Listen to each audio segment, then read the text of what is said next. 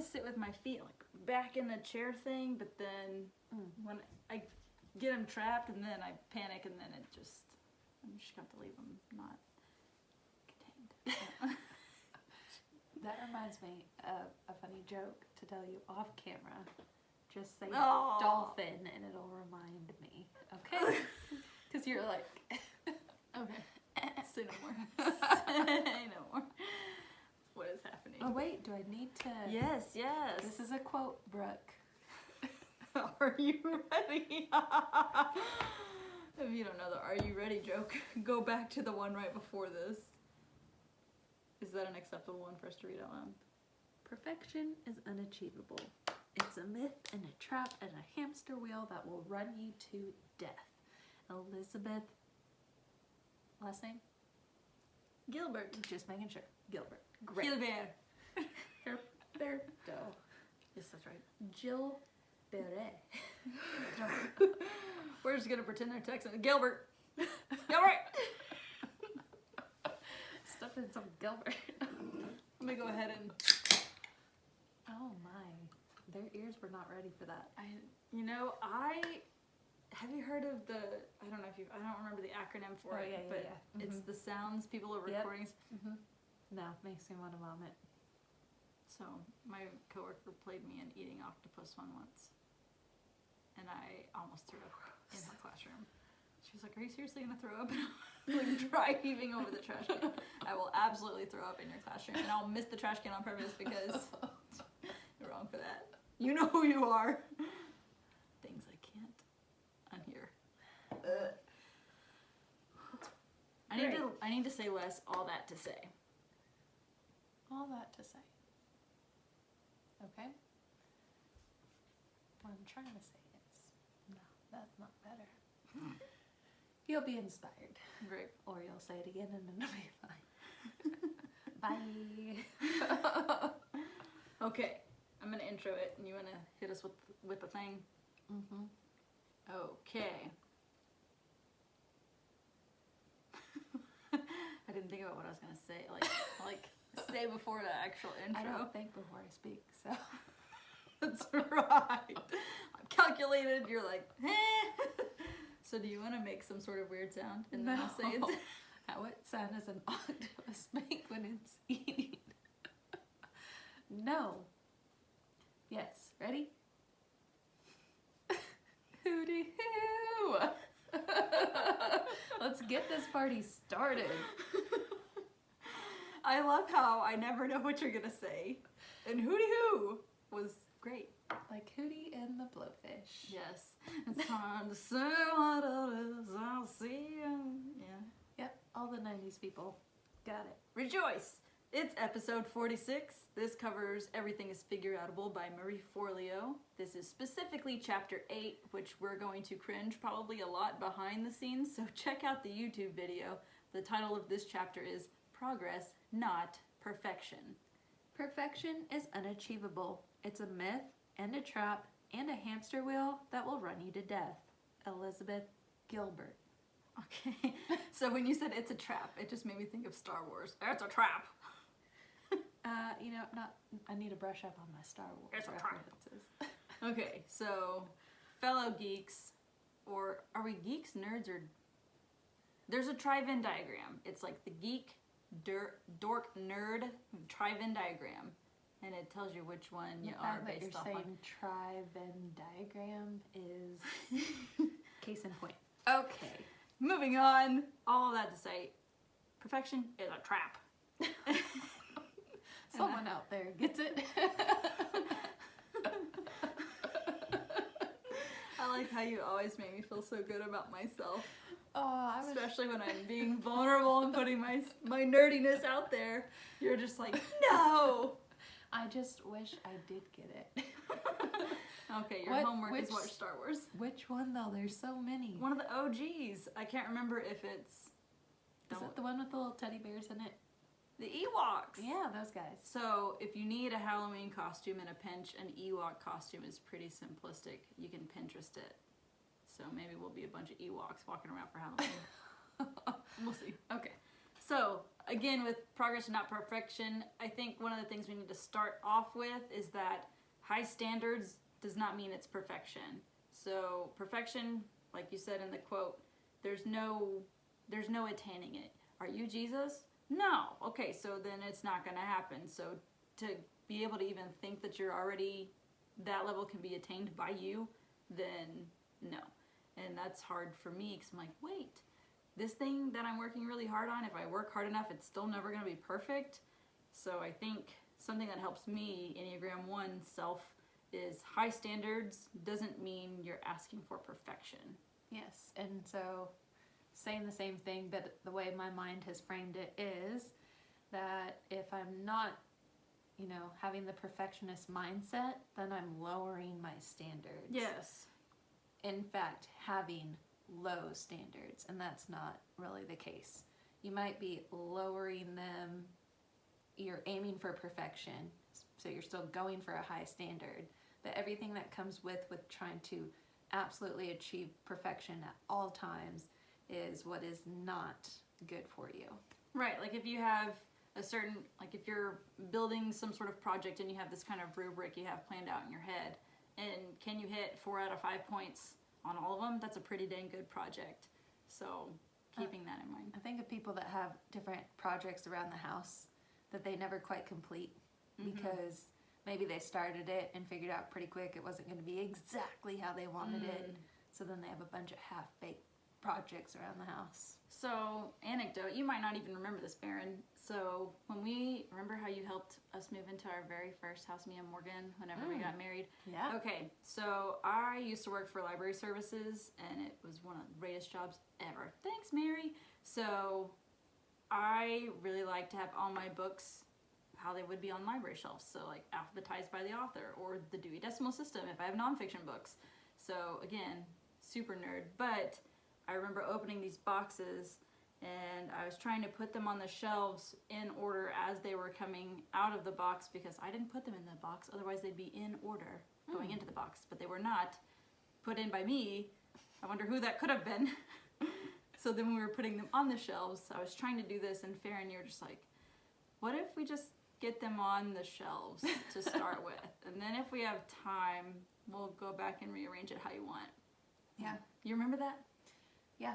Well, I do this every year about the time you got to change your closet for the seasons. And so, like, instead of washing clothes, I'll just let it get astronomically out of, like, control because I don't want to wash the clothes and dry them and then go to hang them, but I don't really need to hang. Some need to be folded and put away, and I need to wash the winter stuff that's been in storage. First world problems, I know. But I don't want to do any of that until like I have a whole day to do it, and who has a whole day to do all that? So 0 people. Yes. Instead, if I would just like do it in phases and realize it's not going to happen all in one day, I'd be a lot better off. So what's interesting that you said that. So as educators, we chunk our lessons, which means you do a bit at a time, because if you did the whole thing at once, the kid's brain's going to explode. So it's just interesting to think that why would we not be the same too if we're going to try to achieve this huge project? You're not going to be able to demo the bathroom, install the tile, and do the paint all in one day. Number one, tile has to sit. Or like on TV, which they do in like half an hour to an hour. Oh, yes. HGTV, full of lies. Yeah, Yep. I get it. So again, if you can chunk whatever project you're working on, that might be helpful, especially if you are overwhelmed by the high standards that you have set on yourself or someone else has set for you. That also makes me think of when we were in college, we had to write our action research papers, and man, those were long, but I was so thankful because we had a certain amount of time to do the intro and then a certain amount of time to do this. And then by the time you got to the end, you had this 1,000,000-page paper, and like, oh, okay, that wasn't bad. That was just one little thing at a time, and then looking back, it's all done. Yeah. So sometimes I think the perfectionist side comes out when you're at the very beginning steps, and you're so concerned about the final outcome, and you're not quite there yet. So if you were worried about the final paper, and you haven't even started researching yet, you're going to get yourself really overwhelmed. And then just to reiterate again that there's not either high standards or low standards. And so if you choose to pull back from obsessing about perfection, you can still have high standards. There's a lot of gray area. Right.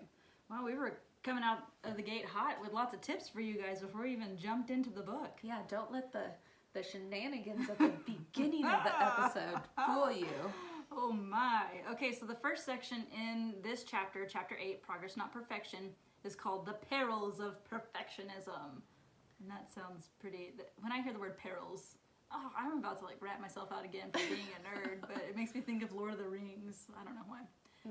I think they chose the word perils because it starts with a P, and so does perfection. Perils of perfection. But I was also thinking perils. That's pretty intense, but I think it's the alliteration that they're going for. I agree. Or, I mean, it's like the typical sermon. Everything starts with the same letter. I like it. You know what? We're just literary critics now. You tried to do an evil laugh and it turned into just your laugh. Oh, because it's just so preposterous that we think that we are worthy of literary criticism. We are literally not literary critics. How about that alliteration? Oh my goodness. Okay, so something that we kind of hinted at earlier is giving yourself space and grace. So I know that sounds kind of like, what does that mean? Let us tell you. So basically, well, we've talked about giving yourself grace a whole lot, especially when we went through the Enneagram book series. That was the road back to you. And that was last semester we did that. So follow 2019 if you need that. But you need to give yourself grace because you are not going to be perfect. Maybe you might get one thing and knock it out of the park and it's awesome, but then you forgot to do one other thing. Like, you're never going to be perfect all the way around. So giving yourself grace there when it doesn't work out like you want to. I need to tell myself that like every work day of my life. I was just going to say, I'm definitely one of those people that I give everyone else in my life all this grace, but I'm like so hard on myself. And so what I try to do is walk through like, why do I give them grace? Well, if I didn't, then it caused this, either between our relationship or how it'd have a negative impact on that person. And then I kind of stop and realize like, oh, that's the same negative impact it has on me. Listen, self.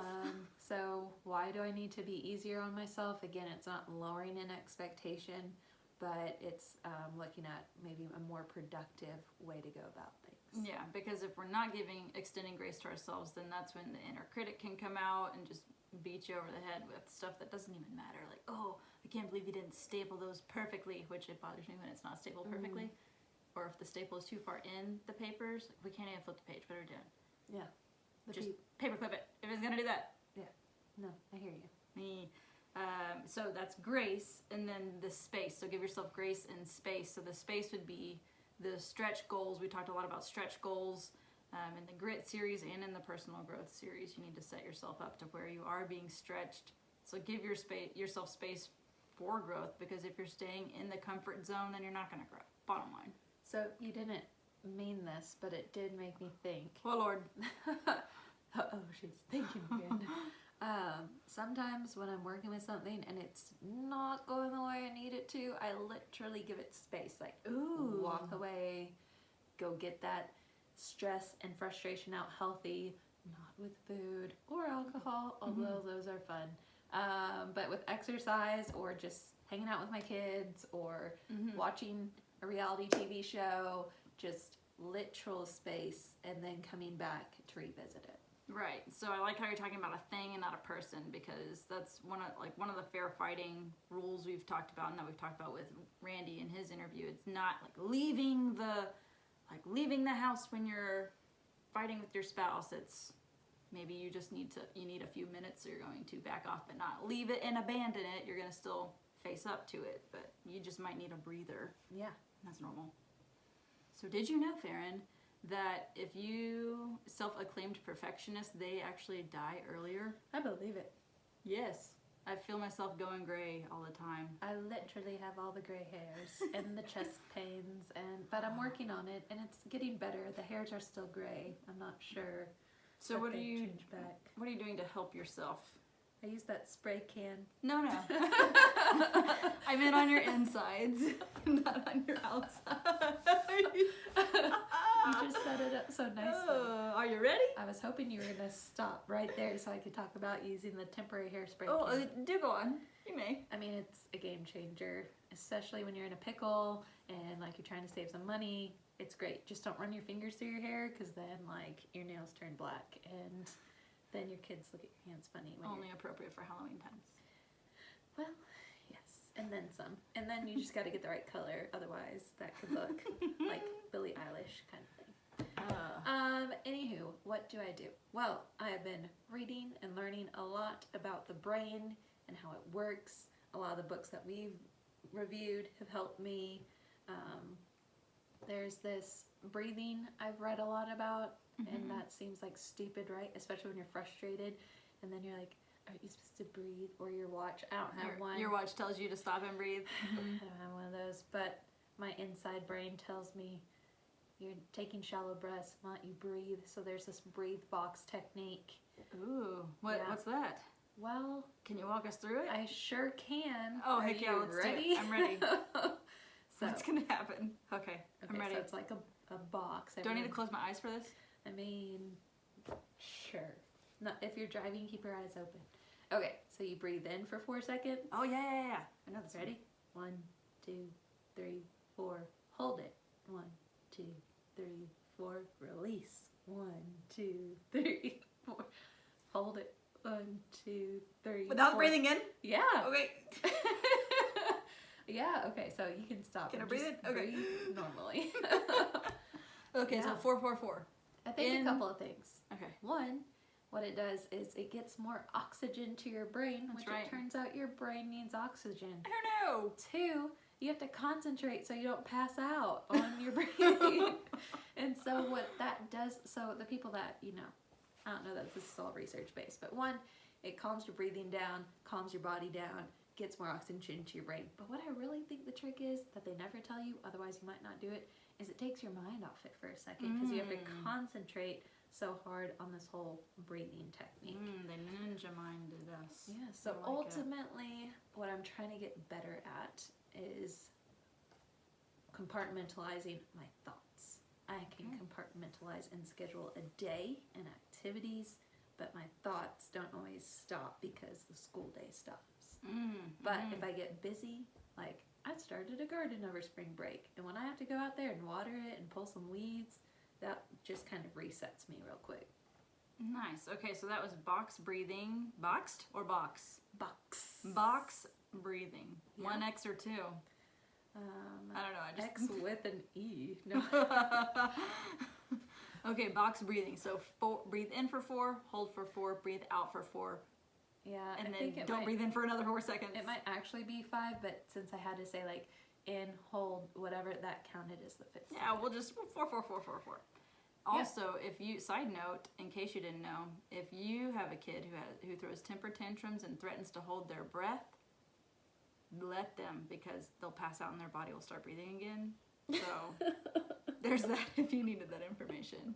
I have not personally experienced this. I learned this in one of our education classes. I don't know if you, because at one point we both split off into elementary and high school. No, But we are not doctors, by the way. Someone try it. I'm just kidding. Don't. I do not recommend. Don't voluntarily pass out. Do the box breathing techniques. If you feel lightheaded, take some more deep breaths. Seek medical attention. Carry on. Yes. So basically, perfectionists die early Yes. to wrap it up because they're not breathing. And then optimists live longer. So again, there's a difference between realistic and you're over the top optimistic, but you're also realistic with it. I think that's you can be both. You can be a realist and an optimist at the same time. Yeah. So I know that like some people might have the thoughts, because I've had them before, of like, well, Faren, if you just keep doing what you're doing, look how far it's gotten you in life. Well, sad to say, if you keep at that rate, you're gonna die sooner than all the other people You're not gonna doing burn it. out too. Yes. Or you might end up being really successful at work, but a terrible parent or a terrible spouse. So you can't keep trucking along at whatever pace, or like if you're 100% committed into one area and then didn't do anything else in any of the other areas of your life. Make sure you're checking yourself on your core values. Yeah. So You hear about high achievers all the time that are depressed or take their life or retired, die the next day. And I don't mean to, not laugh in here. So there's obviously something to it. We're not just saying it to be light and fluffy. Right, and there is research that says perfectionism is connected to mental health struggles. So like you were saying, Faren, that if you have these so high impossible standards for yourself and you keep not meeting it and then not meeting it and not meeting it, and if you're not checking yourself mentally, depression is a very real thing that could happen for you. So making sure, or anxiety, getting that out of control, those could be things that do affect you if you're not paying attention. So that would be the first section of the book, The Perils of Perfectionism. And on to the second section. Yes, titled My Cringe-Worthy Workshop. So I like this part because Marie Forleo normalizes herself. So she talks about this one moment in time where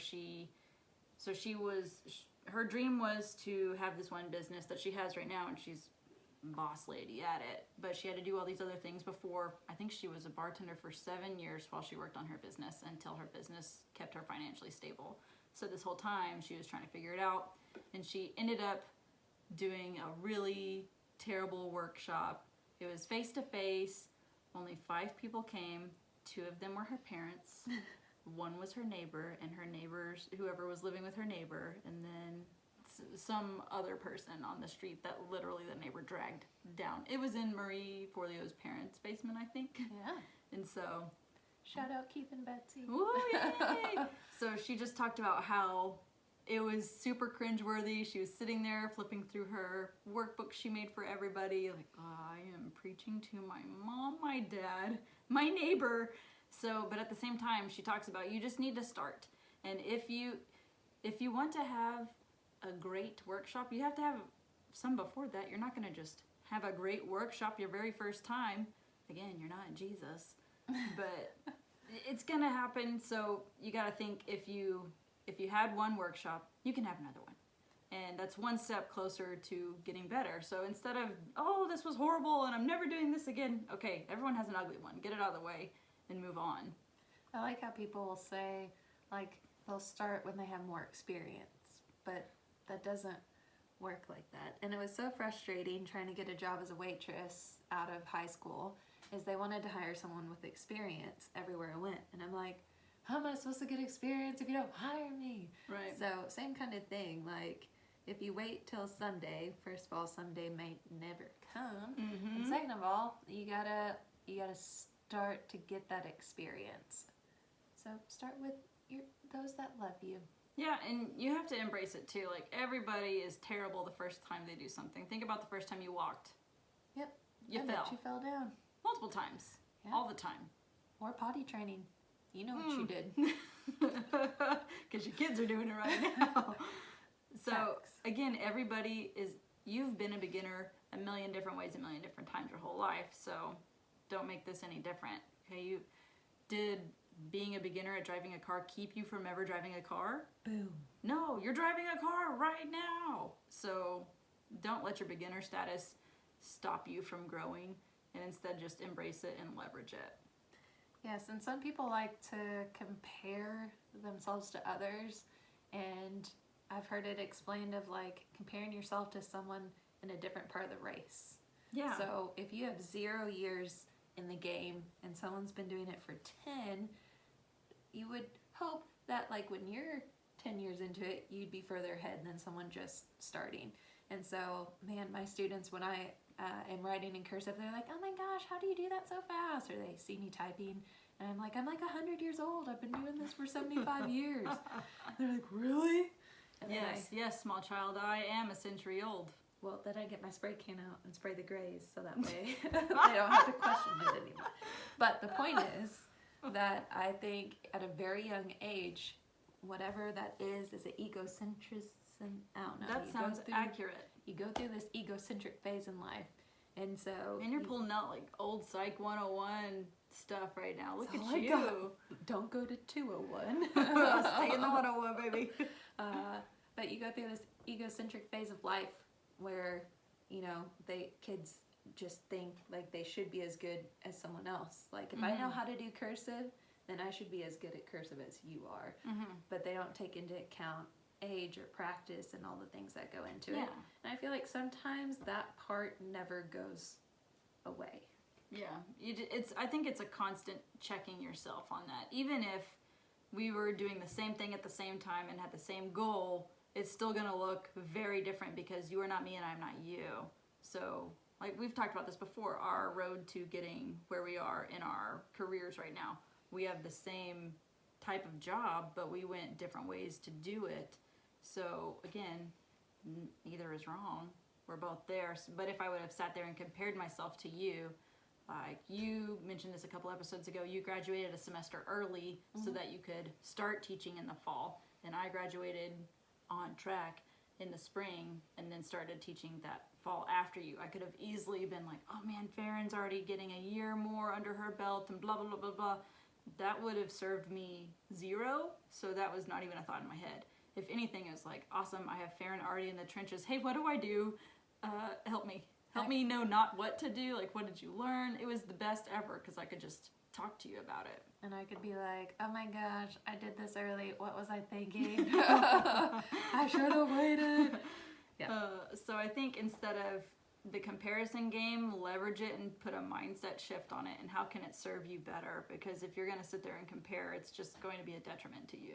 Yeah, I think kind of a tried and true phrase out there is only comparing yourself to yourself. Comparing who you are today to who you were yesterday. And not in a negative way, but just in a, are you trying to get you to where you want to be? Yeah. Are you making progress and putting the effort in and day out? Right. Are you moving in an upward trajectory? I think I said this already on the podcast. That's my... I like the way you say trajectory. I feel like I should put an accent with it, but maybe not. Maybe just... It'll help people remember. I don't know what I was going to go for. Okay, I'll give you time. Oh, thank you for the think time. But that's my word for the year is trajectory, but it's upward in parentheses. Yeah. Trajectory. Just to make sure I am constantly, back to that Atomic Habits book, I'm constantly, every move I make, I'm trying to, it's a vote for the person I want to be. So I'm trying to, if I need to stay up an hour and work on how to figure out what the heck marketing is, I'm going to try to do that because that's going to move us in an upward trajectory. So little baby steps. It's not going to happen overnight. Again, there's no secret formula, and it is going to be messy some days, and I think you just need to embrace it. That's just what's going to happen as a beginner. And are you learning from it? Or are you going to be like, oh, I've been a beginner? Dude, you've been doing this 5 years. Like, you are not a beginner. Yeah. You're halfway to your 10,000 hours. So why? Yeah, I think sometimes the messy part from a perfectionist standpoint comes from, this could have been avoided if I was just more perfecter. Oh. And I think if you know that failures along the way are a guarantee, no matter if how hard you're striving to be perfect, obviously there could be a less frequent amount, but regardless, you're going to have mishaps along the way. Then again, you're not lowering your standards.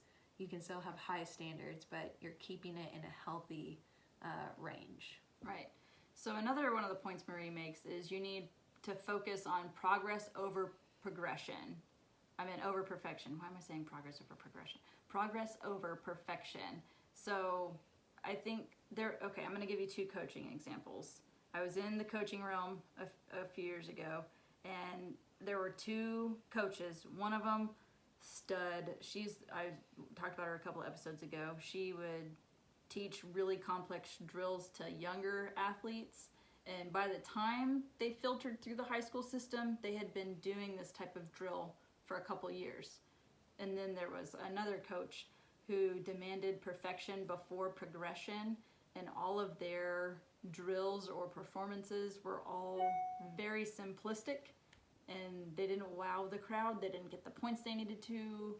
So it was just very interesting to see the example of progress versus perfection and how that trajectory, and that you saw the kids, they were frustrated. They were frustrated they couldn't stunt like other teams, or sorry, I just gave it away, but they couldn't do things other teams could do because they were stuck on very minute details before they even got to unlock the next level. And it was sad to see. I think that relates to people too that have been at something for a while, and so they're calling it, you know, like they've been working on it, you know, for a year or two, but they haven't seen the progress.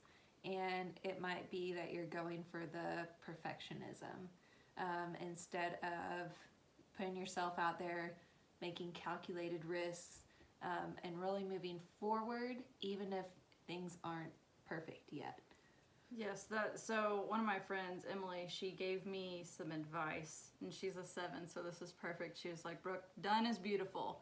And I was like, what? Number one, you mean like it can't be all these things? And she's like, right now, it just needs to be done, and done is good, and done is okay. And then once you get that, you can go back and tweak along the way. But if you have nothing to put out there because you're waiting for it to be perfect, it's never gonna happen. It's like, oh, dang, thanks. Thank you, yes ma'am, let me do that. Yeah. Oh, ultimately, it comes down to bravery, right? We can sit here and say, just do it. And you can be like, I'm gonna do it. And then an opportunity comes and you're like, well, not this one, the next one. Yeah, but I promise the very next time. Yeah. Oh, well, no, not, see that one, the next one. I wasn't quite ready, I forgot mine. I have this thing. It's my grandma's birthday. Next time. Next time. So again, it's easy to fall in the trap, but you just have to remember that being brave and being courageous, that means you're afraid to do something, but you're doing it anyway. Right. So you have to remember that, yes, we all have fear. We're innately designed with a fear system in us, but it's what are you going to do after you feel the fear? Are you going to cower, or are you going to be courageous? And that we covered the topic of fear our last episode. Yep. So if you missed that or I guess it was 44. I was going to say 43? Fear is not the enemy. I'm pretty sure it was 43. Oh, did it rhyme? Enemy. 43. I'm counting enemy it as a is rhyme. 43. Yep. Yes, it is. Let's go back and if it's not, it'll be in the show notes. That's right. Okay, the important thing also, especially if you're a recovering perfectionist, is having a plan in place when you do fail, because it's not an if you fail, it's when you fail. So you need to have something set in place. So if you know, oh man, if this project is a flop, or if this day goes awry, I need to have a plan set in place so that way I'm not, like for me, I go to a 4 when I'm stressed out. So that would be my thoughts spiraling out of control, lots of emotion there. So if I know I'm gonna have a rough day, then I need to have a plan in place. That way I'm not surprised, or I don't know what to do when I'm stuck in this state. I can't get my head right. And I think there's 2 things to plan for. One, the actual task or item not going as planned, but also planning how you can react and handle that if you are looking to improve your reaction to the situations. So if you know that you get flustered and you maybe raise your voice. Maybe your first goal is to talk in that quiet mom voice. That if I raise my voice. But hey, that's step one. So if there is one thing that you can do differently, like we talk about our 5-minute, not 5 minutes, that's not right. Your 5-second feelings. Yeah. So maybe you excuse yourself, say you gotta go to the bathroom. Despair. Come back promptly with a plan on how to handle it. I know when things don't go right and there's people right there and they're bombarding me and coming up with ideas, I'm like, I just need to think a second, so hold your thoughts. So maybe you come up with like everyone let's go silent for a minute. Yeah. Or even like, hey child, can you go find me, and then name something random, and then they'll go find it, and that gives you time. Or if you time them. Hey, I'm going to time how long it takes you to go touch the dryer and come back. Ready, set, go. And then while you're doing that, you need to do your 5-second feelings. And then just say 27 when they get back. Oh, why are you so fast? Great. Okay. So another thing with perfectionism, so focusing on progress, not perfection, you need to cultivate patience, which Again, that's really hard to do, especially if you want the thing right now and you've worked your butt off and it doesn't go according to plan. So you have to either go back to square one or go through a different route, something like that, and that's going to definitely test your patience. How's your patience over there, Faren? I'm just thinking they use patience because it starts with a P. You don't have to have patience, people. Perils and progress and perfection of patience. Picked it because it has a P. No, it's, what is it, like a coaster quote? I don't know. Another common quote is like, anything worth having, you usually have to wait for, kind of thing. And so,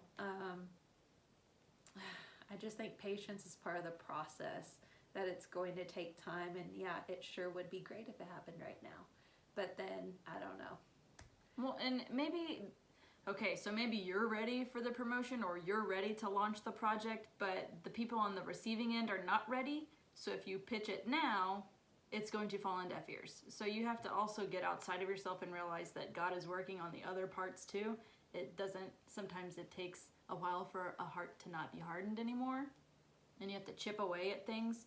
And you could be ready. You could be, and you might get turned down multiple times because you're trying to get your practice in. You're getting your reps in. That way, when the guy who is finally ready to say yes, you have prepared your speech well enough. I mean, it just makes me think of if I'm trying to present Morgan in something in some sort of way, I've learned over the course of time and trial and error how to go about talking to him, or when is a good time to talk to him about whatever the topic is. So I think over the course of time, you get more prepared. So, I mean, patience is also kind of a blessing too, because that's just preparing you later on. Another P word, prepare. Oh, no. You're welcome. No, you basically put into words what I was trying to say. I'll just say all of them. So, based on my experiences, if things aren't coming as soon as I would like them, I totally believe that God's got it and He sees the bigger picture. And the way I know that, and my faith is stronger these days with that, is from prior experience. Mm-hmm. Realizing that, man, if I would have got that when I so badly wanted it and didn't understand why God wouldn't just bless me with it, which is not maybe the words you're able to swallow at the time, but in hindsight, I can say that about myself, is that like it's always worked out the way it needed to. Right. Whether it's like big life choices, or there's been times that I've seen a student do something and I'm like, what in the world? But then something just taps my shoulder and I respond with, hey, what's going on? And then I find out there's a very good reason why they were doing that thing, and I'm glad they were doing that thing, and that I didn't lose it because I would have embarrassed. Anyways. Yes. There are Seek times, to understand. yes, that I just believe it's not easy, but I believe that if you're doing what you need to do on your end, things will happen as they're supposed to, when they're supposed to. I mean, this happens all the time when you're parenting your kids. Whenever you, let's say you have a surprise built up for that night and you're going to surprise them with a cake. But earlier in the day, they're like, why can't I have this cookie? And in your head, you're like, I don't want you to have cookie and a cake in the same day. I have cookies and cakes in the same day. I'm clearly not giving an example from my life. But sometimes you don't know the whole picture, and I don't think we're ever going to know the whole picture to a lot of things on this side of life. So I think we just have to, that's where the faith piece comes in as well. Mm-hmm. Mm-hmm. Mm-hmm. Lastly, in the perils of perfection section, think about how progress is still progress. And what's the quote where it's like, even if you're running slowly, you're still lapping everybody on the couch. Yeah. So even if you're moving at a snail's pace, I mean, that you're still moving. You're still casting a vote for the person you do want to be, or the places you do want to get to. So don't get caught up so much in the, this is taking forever. Right. Well, what are you developing inside of you that's going to prepare you later on? Yes. She goes on to talk about how don't judge your flops too fast. So I think there's actually a whole children's book about all the inventions that came because... What is it, the boo-boos that changed the world or something? 100 boo-boos or something like that. Yeah, we've talked about this before. Because I remember linking it in the show notes, and I'll do it again. Thank you. You're welcome. But yeah, there's so many things that have been invented when the inventor was trying to create something else and created that instead. Yes. I've been trying to make this glue. Oh wait, I made Post-its. Thank you. Yes. Thanks, guy, for actually leveraging that. That's the other thing. You need to leverage whatever it is. So whatever's either it's something is happening to you or something didn't go your way, you need to be able to leverage that for growth. Because either way, you're going to leverage it for something. So is it going to be for gain or is it going to be for pain? Ooh, I didn't even mean to do that. Ooh, you're Just fired today. Thank you, Jesus. Thank you, Jesus. But the don't judge your flops too fast. So I like this story too. Marie Forleo talks about how, so she does have a dancing background. She started later on, but she saw that there were open tryouts for a Missy Elliott video. Shout out. Misty misdemeanor. If you remember good old Missy Elliott. So she tried out, didn't make it, but she realized that it was preparing her for something else anyway. So that gave her all the experience. So what happened was she got to the tryouts and the choreographer was like, okay, we're gonna go over this 8 count, ready, go. Went over the 8 count once and said, okay, you guys are trying out in 5 minutes. And she was like, okay, wait, number one, I didn't realize this is what's going to happen. But sometimes that's why you need to go try out for things, because you learn what the freaking game is you're playing. Mm-hmm. If it is trying out for a music video and you don't know how to memorize 8 counts quickly off the top of your head, that's good information to know. So you need to go and experience that, fail a little bit and realize, okay, now I know what I need to practice before I go try out for another music video. Yeah, you want to get better at interviews? Go on more interviews. Exactly. Start writing down the questions they ask, and you'll notice a trend, and you're not lying, but that gives you time to think of your answer and put it more eloquently. Right. I don't know if you're like me, but I'm one of those like, oh, I had a better answer for that, or man, I said this, but what I meant to say was, so. So I still think about one interview question I answered poorly from years ago, which is so one of me. But it's just funny how you say that. Like, you have to go and experience these things so you see what the inside looks like. You're never going to know unless you actually try. Mm-hmm. So there was one anecdote. There was a student who really wanted to try out for cheerleader. And we kept encouraging her, do it, do it, do it. You got this. What's the worst that could happen is that nothing. You are where you are right now, not on the cheer team. And so I found the cheer coach the next day. I was like, hey, did this girl go try out? And she's like, nope, she didn't show up. And I was like, oh. And she goes, here's the kicker. Everybody made it who tried out. And I said, oh, are you serious? And she's like, yeah. We had whatever they ended up taking was whoever tried out. And she's like, and we would have taken her because she's better than some of the girls who tried out. I was like, oh my gosh. If this girl would have just showed up for herself, she would have been on the cheer team. Sometimes you just got to show up, and if you fail, okay, you're in the same boat you were. Yeah. I'd rather live with the experience than the regret in that situation. Ooh, say it again. Live with the experience than the regret. Yes. But that doesn't apply to all situations. Right. You high school kids. No. But just, you don't want to be an old person in your rocking chair thinking about all the things you wish you would have done. Right. I heard someone say, I think it was on the Happier Project, I can't remember who's the lady's name, but she said, sometimes like memories are around when something goes really well or goes really bad. Mm-hmm. And even the bad stuff, a lot of times you can laugh about it now later in life. Right. But you're not going to have those memories from living mediocre on the couch, surfing social media. Exactly. So I was listening to Trent Shelton the other day, and he talked about how he has a lot of conversations with 90-year-old Trent. And I was like, wait, what? Because you know how you always go back, oh man, if I could have told my younger self this. He talks about talking to his 90-year-old self and how, like, look, Trent, you are going to regret this thing if you don't make a move right now. And so that helps him kind of keep the perspective. So I've thought about it, talking to your younger self, but then speaking into your older self, are you going to regret sitting there scrolling through social media whenever we did the math for it a couple episodes ago, and you could get like 48 work days? It's like, okay, I think I'm going to take 2 months off to work on my passion. Bye, boss. Like, you could have done that already. Yeah.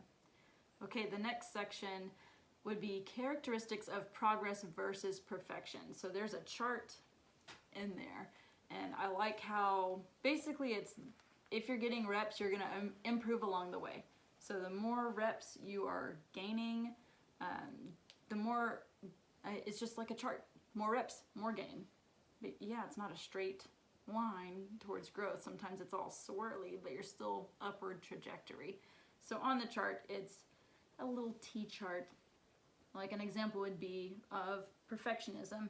I can't handle another setback. I'm too weak, this is too hard. Versus the progress.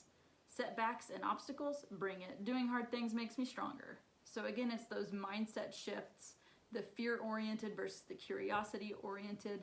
Here's another example, perfectionism. Nothing is ever good enough. I can't show this to anyone until it's perfect.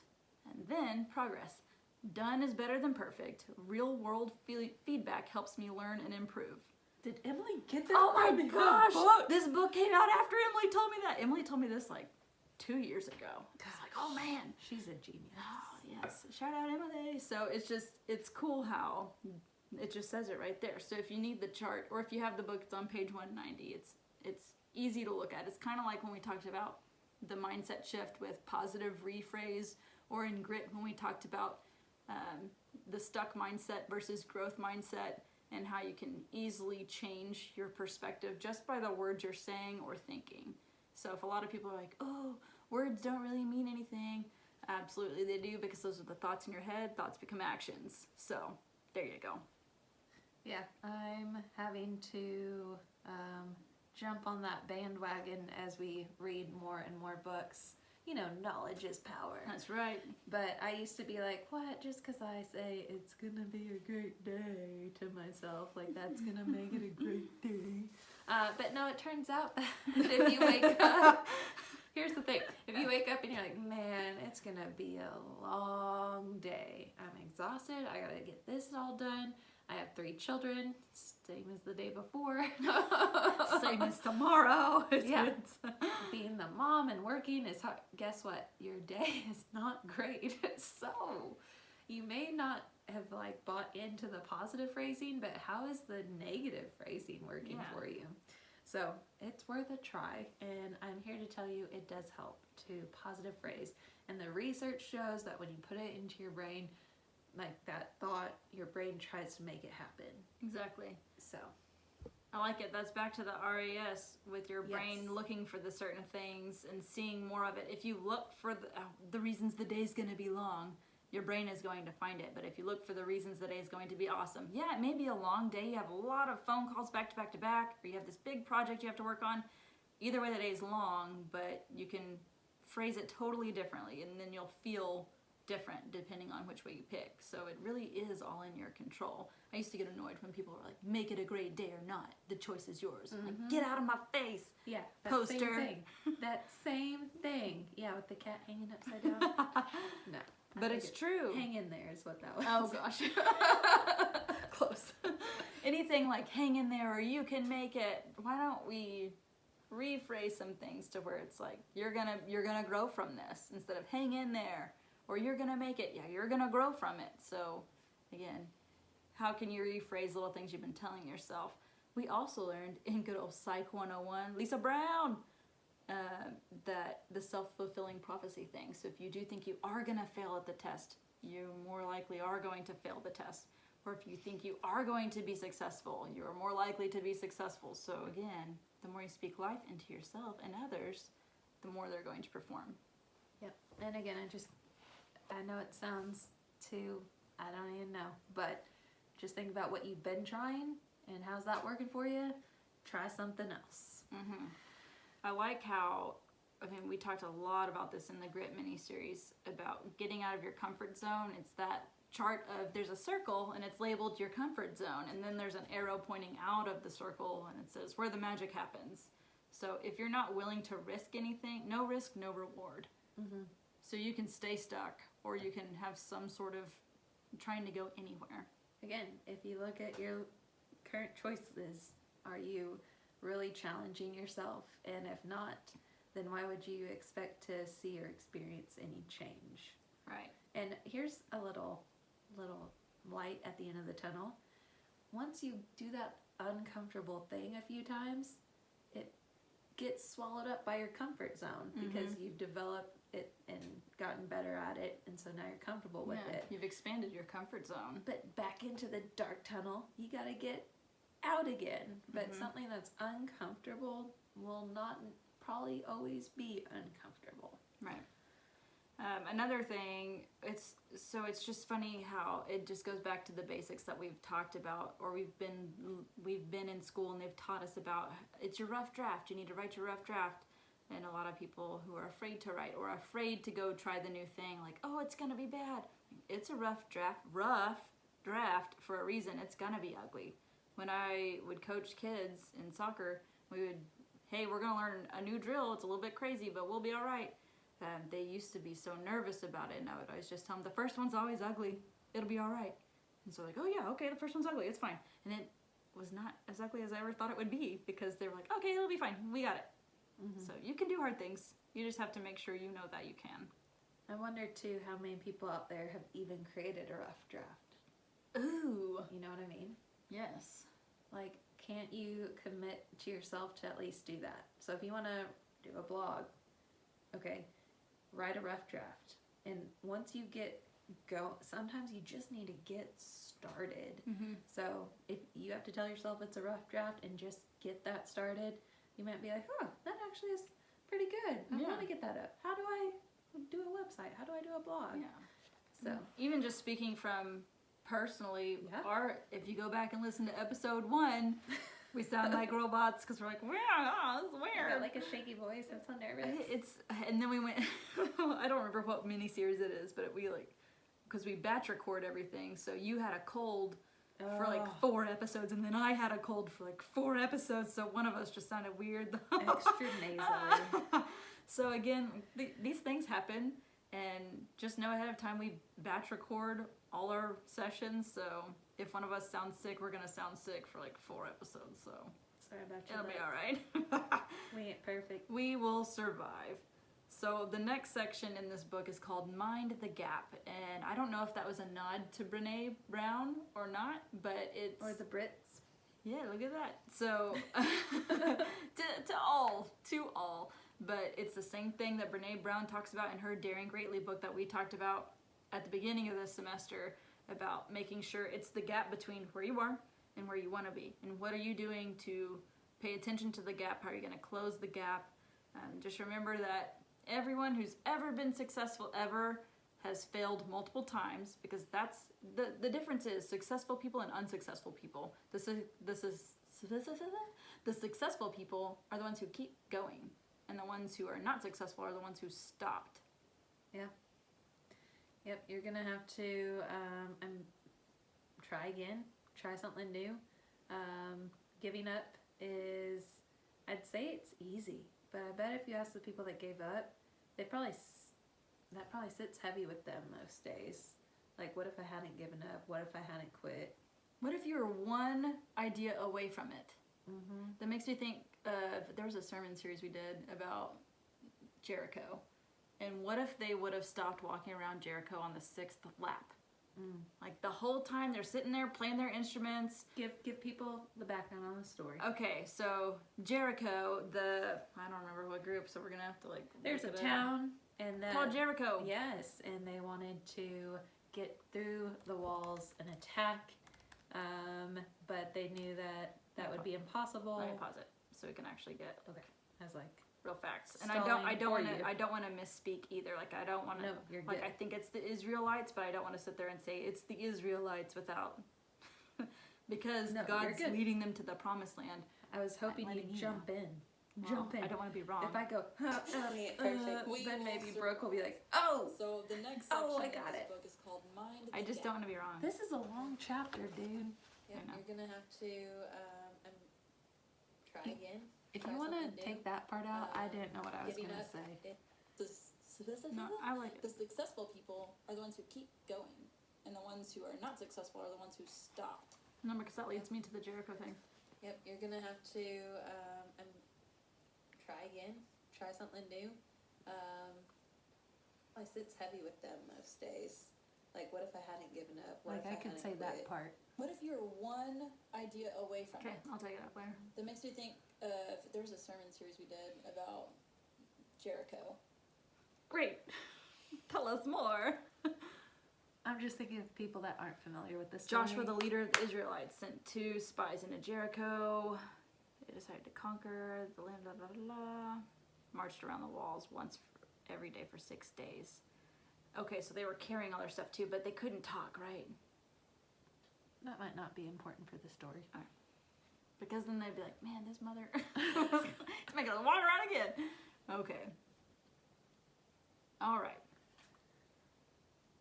So in the Bible, the promised land was, so God gave the Israelites the promised land, the land flowing with milk and honey, and he was leading them to this land, but they had to go certain ways or travel through the wilderness or go and conquer certain groups of people to get to the next phase before they could get closer. So again, they're traveling for all these years to get to the promised land.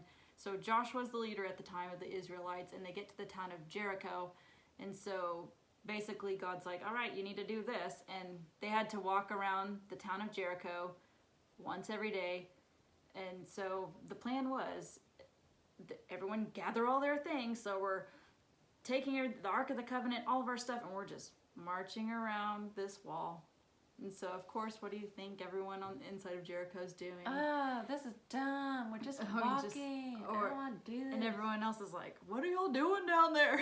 So, again, that's not in the Bible. We're just making it up. But they are supposed to walk around for they ended up walking around for 7 days, and on the 7th day, the walls came tumbling down, if you know the song. But they're walking around once every day, and the people are not sure what's going to happen. They're not seeing progress. It's not like the walls are starting to crumble.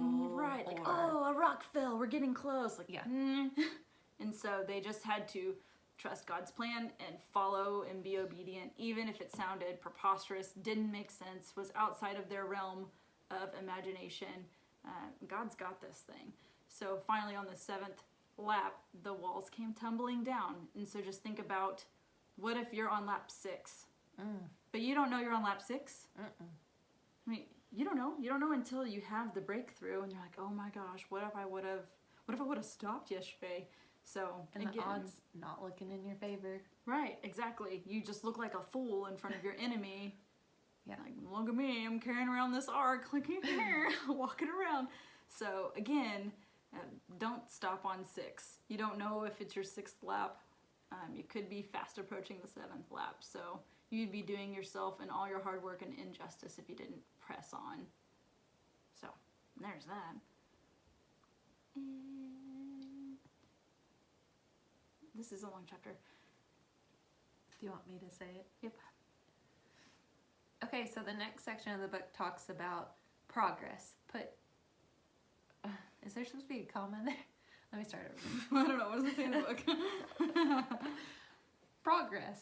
Like your kid. Your kid's named Progress. Progress put you in a production. There's a lot. Progress puts. There's too many pays. Progress puts. Ready. I'm glad you remembered that story, Brooke. I love it. Progress puts you in a productive mindset. That is the next section in the book. Okay, so she actually has a quote from Carol Dweck, and we've talked about Carol Dweck before in the Grit mini-series. So people like Carolyn Dweck, Caroline Leaf, Angela Duckworth, all of those people are studying hard work and mindset and how those things are leveraging people towards success. So again, Faren, go ahead and read from the book. What does it says? The quote? Yeah. It says, you're in charge of your mind. You can help it grow by using it in the right way. So using your mind for good and not evil. That's right. And so when she says the right way, you can infer that there is a wrong way. Yes, it's like, what's the superhero quote? Like, with great power comes great responsibility. See, I know that one. Yes. But yeah, so your mind is obviously a very powerful tool. And you can use it for good or you can use it for evil. Right. So we are actually, the book series after this we're doing is Switch on Your Brain, and that's by Carolyn Leaf. And she's, again, in that realm of these people talking about mindset. And I like how their qualitative research is they're now being able to prove like decades worth of research to say, hey, if you do have a positive mindset, then you will be more successful. We are proving it with more research. So again, I think I'm going to take that risk. Yeah, let me try that. And even in my own house, like if the house is destroyed, as it tends to be, and I go to clean, I usually don't want to, and I pick at first a small task. But in completing that small task, I quickly am like, okay, I'm up, I got it. Give me like the tough stuff. I like to, once I get going, start with the thing that's going to make the biggest difference. That way when I get that accomplished, then I'm like, sweet, I'm already halfway done. So it's usually like dirty clothes all over the house. If I go, I might start by throwing the trash away on my end table, like from candy before bed, not recommended, but sometimes there's candy wrappers there. So I might start with that and some floss. Anyways, throw that away, and then I'm like, oh, well, let me clean up the dirty clothes. And then like the house is halfway clean. I start with the Legos because I find them everywhere. So if I can get the Legos up, you can see the floor. I just want to, I don't want to step on anything, and I think I want to see the floor. I saw a video. It was how to prepare for parenting. And I was like, I wonder what this is. And it ends up being a spoof, and it's this bucket of Legos, and the wife is dumping it onto a treadmill, and the husband is power walking over it on a treadmill. Yes. Oh my goodness. Just the visual of his face. I'm like, yes, everybody has made that face who has stepped on a Lego. Yes. It's awful. Wow. So I like that idea, Faren, of, okay, what's one task that and it depends on what works for you. Is it the one, if being visual and it getting the most stuff out of the way helps you, and even though it's your biggest task, but that helps your mindset, do that one first. If it's, I need to just get this one little task done, that's going to get me rolling, then do that one first. So you just need to trial and error, see what's going to work best for you. If it's pick up the dirty clothes because that's a huge load off your plate, great. Or if it's pick up the Legos because I can't see the floor, then do that if that's the thing that's bothering you the most. I had a friend tell me that she needed to exercise and was talking to her doctor, and her doctor said, just walk to the mailbox once each day. And she's like, really? Like, that's it? And he said, do it. Come back and see me. And next time she saw him, she didn't do it. And it wasn't because it's actually hard. It's the putting on, your tennis shoes. Like, just putting on your tennis shoes and go. Finding the time, just making the time, getting up and actually doing it. And that's what he said to her. He said, you know what to do. You could do it. You used to be an athlete in high school. It doesn't need to be that hard. But essentially, it's the just, like, lace up your shoes. That's why this podcast is so valuable to me, because anyone can read a self-help book. Anybody can grab Marie Forleo's Everything is Figureoutable and read it. Great. But are you involved in a community that gives you tactics on how to apply it, and are you actually following through and being accountable with it? So again, we have the Facebook group for accountability. You can email us. We are happy to talk back to you and communicate, not talk back to you, but communicate with you. But again, anyone can read a book. Anyone can run a mile. Yeah. But are you going to have the accountability and the community? Anyone can buy kale. Anyone can buy kale. Are you going to eat it? No. Or is that going to trash in 7 days? Compost pile. Feed the rabbits. Whatever I got to do to not eat the kale. Use it as, like, in the restaurants when they serve something on the kale. To garnish. Because it's pretty. Yeah, that word. Thank you. I got you. Wow. So yes, again, whatever's going to put you in a productive mindset. Remember, back to Newton's laws of physics, an object in motion stays in motion. An object at rest stays at rest. It is really easy to be a couch potato once you're stuck. It's really easy to walk to the mailbox after you've done it once or twice. So again, stay in motion, and that's going to help you. All right, so again, you can change your mindset at any moment, and that's another one that, I don't know. So as a 9, the part that I like about a 4 is sometimes it just feels good to be down and depressed and in a dark, cloudy spot. And so I've definitely reflected on that, changing your mind or your mindset or feelings at any moment, is that I used to be like, no, you can't. And then I'd be like, well, actually, if I'm being honest, maybe I like the way I'm feeling right now, and it's I don't want to. Right. So a want versus a capability. Right, and you can, it's, yes, feel your feelings again, 5-second feeling tactic. feel your feelings, but don't live in them if they're detrimental to your life. You can't stay stuck. If staying in that depressed state, visiting it, checking in with yourself, feeling sad, pick yourself up then, because you cannot remain in sadness. Number one, no one wants to be around that.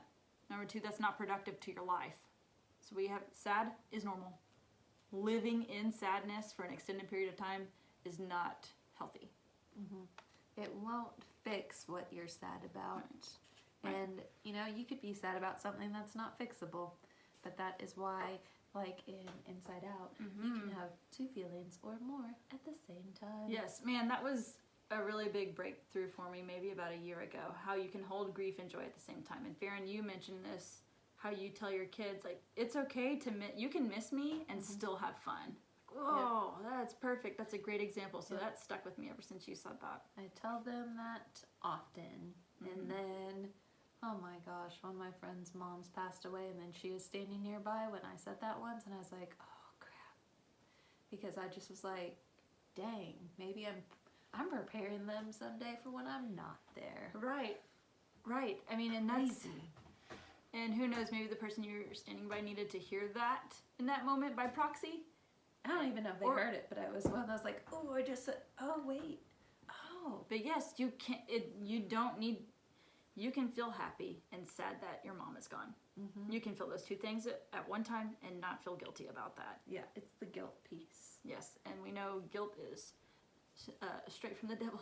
The shame and the guilt. So again, you've been forgiven of all your sins. If you're a believer, you're not guilty anymore. You don't need to carry the shame around. So you can be happy that your kid just did this awesome thing, but you can also be sad at the same time that your mom missed it. And that's okay. Yep. Doesn't feel great, but you can have both. I think the more you can wrap your head around that, it is uncomfortable at first, because you do feel guilty at first. And then later on, you're like, okay, if my mom were right here, she would, or if she could come back and talk to me, she'd be like, why the heck aren't you happy for your kid? I'm happy for her, come on. So again, hold grief and joy at the same time, and that takes practice. Because I didn't even know that was a thing until later adulthood. So things I would tell my younger self. You can hold grief and joy at the same time. All right, so we are wrapping up this. No, we are not. How is there still more to talk about? Insight into action? Yeah, it is. It's the... Do you want me to say wrapping up? Nah. Okay. Up next, she has her 6 tactics to practice. If you are a Witty and Gritty podcast person, you know that you love tactical, practical, actionable steps. So she lays them out for you. So step 1 would be take small steps and ignore the big drama. So have you ever heard people who are like, I don't like drama? And in my head I'm like, you're the most dramatic person I know. If you have to say that... Not you, the person we're talking about. Right, that's kind of like, oh, I'm a really good athlete. If you have to tell people you're a really good athlete, you're probably not. Or if you have to tell people you don't like drama, you probably do. So again, be careful with that. So again, perfectionism, it loves drama. Like, oh my gosh, you messed up that one thing. Cue the inner critic. So make sure you are taking the small positive steps and you're ignoring the inner critic. And that comes with daily habits. Oh, that's what I was gonna say back when you were talking about something maybe 10 minutes ago. There was a guy who, the walking to the mailbox. I don't remember where I saw it. It was on TV, and he talked about how he had all his workout clothes right where his feet would be when he got out of bed. So before he even put his feet on the ground, he already had his socks right by the bed and his shoes on the floor. So when he put his feet down, they went right into the shoes.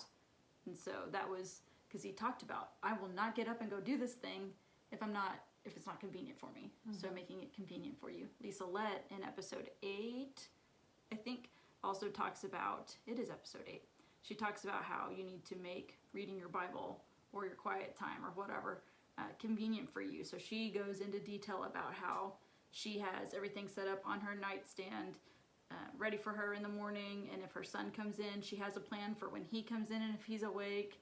So again, what's going to set yourself up for success and make sure it's a daily habit. Yes, and along those same lines that you already kind of touched on is to plan ahead for problems. So with Lisa Lett's example, she knows that sometimes her son is going to wake up early, so I believe she would have the iPad ready for him. That was something that he knew how to work. It was quiet, and she knew it would keep him occupied so she could finish her quiet time.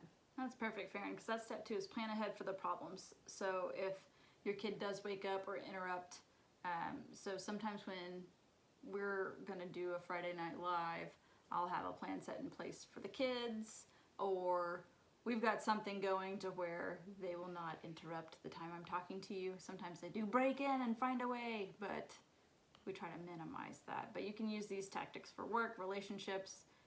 You need to think about what is going to throw you off. So we talked about this, like your mother-in-law, Betty. I don't remember what episode she's in. She's in the Grit miniseries.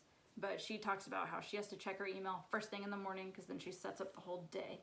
But if that email alert, the ding, ding, is going to stop your task, what you're doing, I have to go check this email. Okay, now I have to restart whatever I'm doing. What's going to get in the way, even if it's something little like your notifications going off.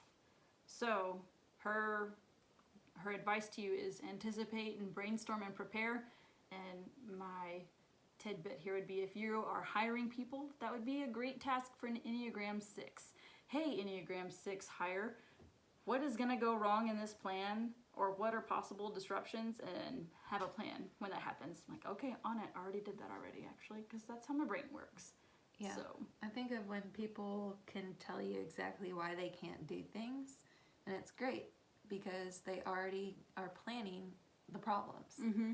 But the next step is solving those problems. So a lot of times I don't ever want to start a big project around nap time for the baby, because sometimes she'll sleep for an hour and a half and sometimes it's 3 hours, and I would be so frustrated because you don't ever know what to expect. Right.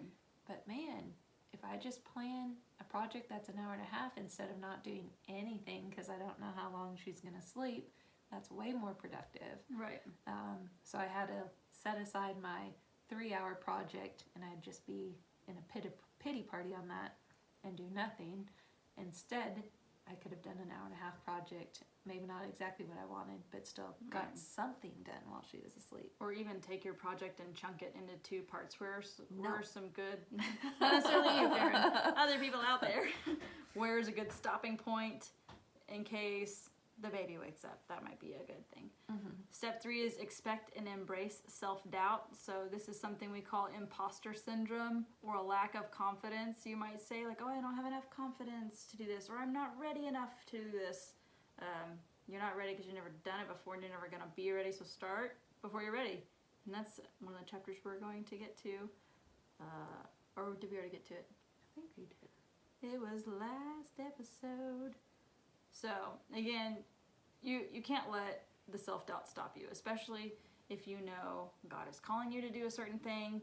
It's your job to step up. Like with Moses, like, oh, sorry, Jesus, I can't go talk to Pharaoh because I stutter. And he's like, oh, okay, we'll send Aaron with you too. You're like, oh, dang, okay. All right, I guess I'll go now.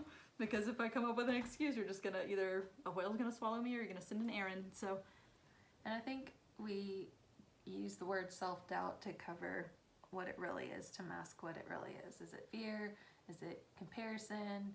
Is it, perfectionism? What is it? So I would dive deeper into that self-doubt and figure out where that's coming from. I like that. That's a really good idea. So boil it down. What is it really? What is the specific thing you're doubting?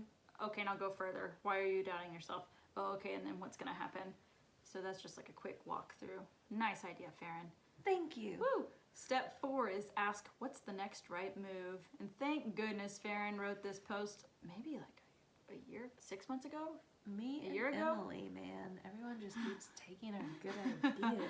So Faren wrote a post on when you're feeling overwhelmed, basically the solution is do the next right thing, and she breaks it down, and it's awesome. So again, if you might not have the whole roadmap, which that drives me nuts when I don't have the whole roadmap, but I've gotten used to that over the course of time, because all you can do is just take the next right step. Because are you going to just stay stuck on the step, or are you going to go down steps? No, I don't want to go backwards. I think I'm going to go forward. So You might only get to see the next step. And I do like the word right in there, because sometimes I get caught up in like what I should do or could do. Well, I should and could do a lot of things. Right. So when I give myself the word right, for whatever reason, it helps me prioritize it. Yes. And it's more of like outside me totally could have done that, but trying to calm myself down from the inside out, using the word right, Mm-hmm. correct, best for myself and others, right move. That's good. Does help. Step 5 is use the power of positive quitting. So we're not saying stay stuck in your dead-end job that's killing your soul.